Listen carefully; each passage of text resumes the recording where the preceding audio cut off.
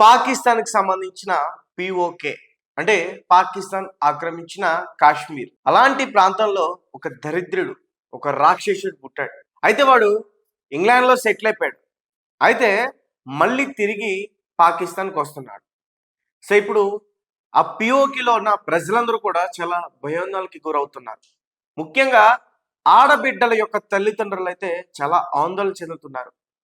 అక్కడ నాయకుల్ని చేతులెత్తి మొక్కుతున్నారు, వేడుకుంటున్నారు, దయచేసి ఆ దుర్మార్గుని మాత్రం ఇక్కడికి రానివ్వద్దు అంటూ కూడా చెప్తున్నారు. అసలు ఎవరు ఆ వ్యక్తి? ఎందుకు అంతగానం ప్రజలు అతనికి భయపడుతున్నారు? అతను ఏం చేశాడు అసలు?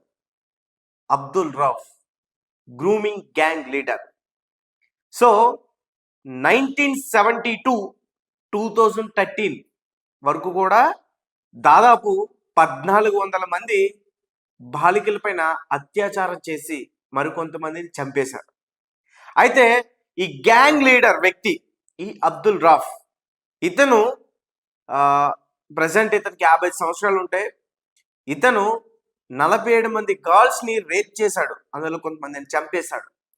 డ్రగ్స్ ఇవ్వడం, వాళ్ళకి ఆల్కహాల్ అలవాటు చేయడం, ఇంజెక్షన్స్ ఇవ్వడం, సో ఇవన్నీ కూడా మందు కలిపిన పదార్థాలన్నీ కూడా వారి మీద ప్రయోగించి వాళ్ళని లోబర్చుకుని మానసికంగా హింసించి వాళ్ళపైన అత్యాచారం చేసి కొంతమందిని వదిలేసేవారు, కొంతమందిని చంపేసేవారు.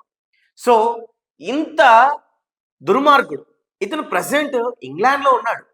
అయితే ఇంగ్లాండ్ అక్కడి నుంచి పంపించాలని చెప్పేసి ప్రయత్నిస్తుంది.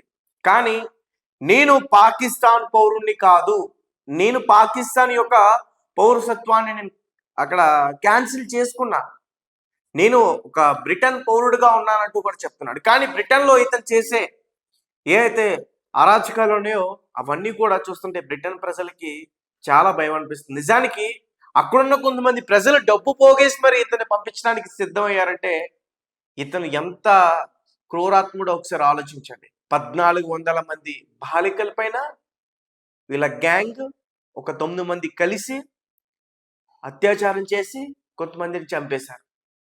సో ఇప్పుడు ఈ వ్యక్తి ఈ పాకిస్తాన్ ఆక్రమిత కాశ్మీర్లోకి వస్తున్నాడన్న విషయం తెలిసిన ప్రజలందరూ కూడా చాలా చాలా భయపడుతూ ఉన్నారు.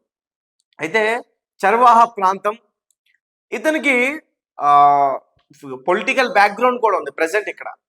అలాగే వస్తున్నాడని ఒక ఇల్లు కూడా నిర్మిస్తున్నాడంట. అండ్ చాలా మంది రాజకీయ నాయకులు కూడా అతనికి సపోర్ట్ చేసేందుకు సిద్ధమవుతున్నారంట. కానీ అక్కడ ప్రజలు మాత్రం చాలా భయపడుతున్నారు, ఇప్పుడు మా బాలికలు ఏం చేస్తాడు అని చెప్పేసి. సో ఇలాంటి వ్యక్తిని మరి చంపకుండా ఎందుకు వదిలేస్తున్నారు? ఇంగ్లాండే యాక్షన్ తీసుకోవచ్చు కదా, కానీ అక్కడ మాత్రం అతను తెలివితేటలతో తప్పించుకుని తిరుగుతూ ఉన్నాడు. సో ఇంకా వారి చేతుల్లో చేసేదేమీ లేక ఇతన్ని పాకిస్తాన్కి సంబంధించిన వ్యక్తి కాబట్టి, ఆ దేశానికి సంబంధించిన దుర్మార్గుడు కాబట్టి అక్కడికే పంపిస్తే వాళ్ళు ఏదైనా చేస్తారని చెప్పేసి ఒక ఆలోచన చేస్తున్నారు.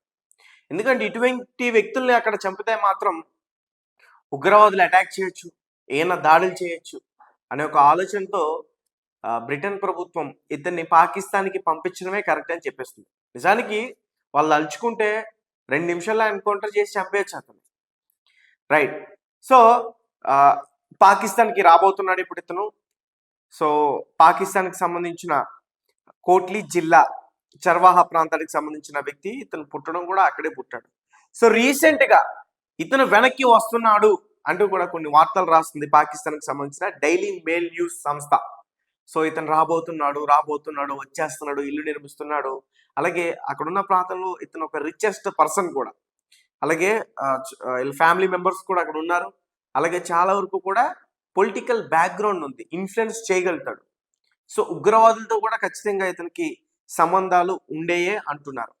ఇప్పుడు అతన్ని ఇక్కడికి పంపించడానికి ప్రజలు సమకూర్చిన డబ్బు ఎంత తెలుసా? దాదాపు మన ఇండియన్ కరెన్సీలో చెప్తున్నా 33,45,000 తమ ప్రజలు అక్కడ ఇతన్ని ఈ దేశాన్ని నుంచి బహిష్కరించండి రా బాబు అంటూ కూడా ఆ డబ్బు అంతా పోగేశారు ఇతన్ని బహిష్కరించడానికి. సో మరి ఇలాంటి వ్యక్తిని అసలు ఏం చేయాలంటారు? అబ్దుల్ రౌఫ్ ఇతనికి. అయితే 2012లో కూడా ఇతన్ని అరెస్ట్ చేశారు. దాదాపు 2.5 ఏళ్ల పాటు జైల్లోనే ఉన్నాడు. మళ్ళీ బెయిల్ పైన బయటకు వచ్చాడు. 6 ఏళ్ళు జైలు శిక్ష పడింది. బెయిల్ పైన 2.5 ఏళ్ళ ఉండి బెయిల్ పైన బయటకు వచ్చాడు. 55 సంవత్సరాలు. వీడు ఏం చేస్తాడు అసలు 55 సంవత్సరాలకి? ఎంత క్రూరుడా! వీడే కేవలం వీడే 47 మంది గర్ల్స్‌ని రేప్ చేశాడు. కొంతమందిని చంపేశాడు. మరి ఎందుకు ఇతను ఏం చేయలేకపోతున్నారు? మరి ఇతను గనక పీఓకేకి వస్తే, అక్కడ ఇటువంటి సందర్భాలు జరిగితే పాకిస్తాన్ ప్రజలు ఊరుకుంటారా? ఇంకా బోర్డర్ దాటి భారతదేశం వైపు ఇతను ఏదన్నా కనుసైగ చేశాడంటే మాత్రం మన సైనికులు ఎట్టి పరిస్థితుల్లో కూడా ఇతన్ని వదిలిపెట్టరు. వీడి బాడీ ఖచ్చితంగా 90 ముక్కలైపోతుంది. అంత వేడితో ఉన్నారు ఇప్పుడు ప్రెజెంట్ మన భారతదేశ సైనికులు. దొరికితే మాత్రం వీడికి కుక్క చావ ఈసారి అయితే మాత్రం. సో ఇది రోస్టెల్ గ్యాంగ్, గ్రూమింగ్ రోస్టెల్ గ్యాంగ్.